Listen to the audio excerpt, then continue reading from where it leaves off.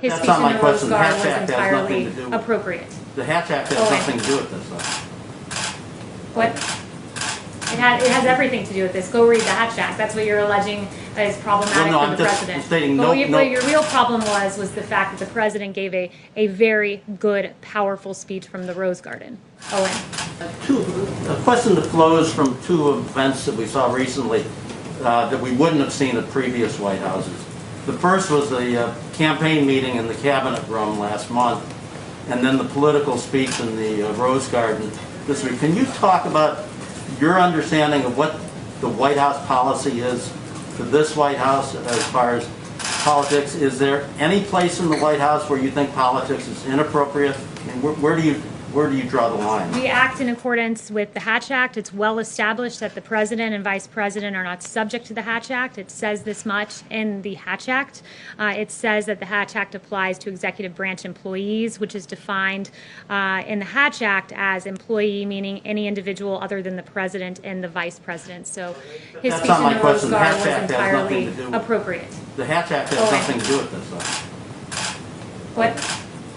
It has everything to do with this. Go read the Hatch Act. That's what you're alleging is problematic for the president. Stating but what your real problem was the fact that the president gave a very good, powerful speech from the Rose Garden. Owen. Well, you talked about it earlier with school districts, but we're seeing more school districts, at least in Virginia, for example, last night, deciding to go online only. What does the president say to parents out there who are now going, okay, what do I do with my kids?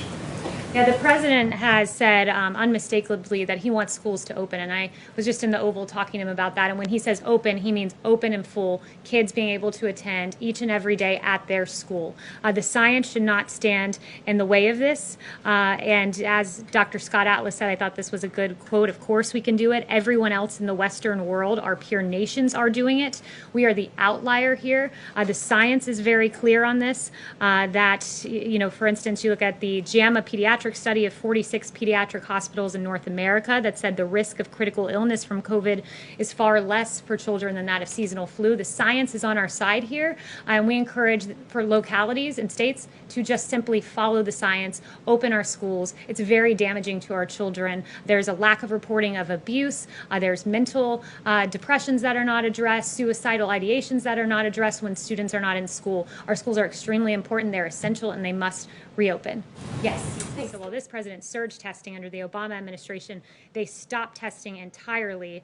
And Ron Klain, Vice President Biden's former chief of staff, said this: "It is purely a fortuity that H1N1 isn't one of the great mass casualty events in American history. It had nothing to do with us doing anything right." This is former VP Biden's chief of staff. It just had to do with luck.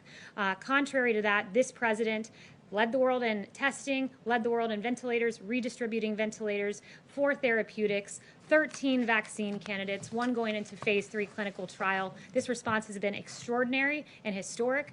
We didn't pause testing. The Obama-Biden administration did, and that was a shameful decision. Thank you.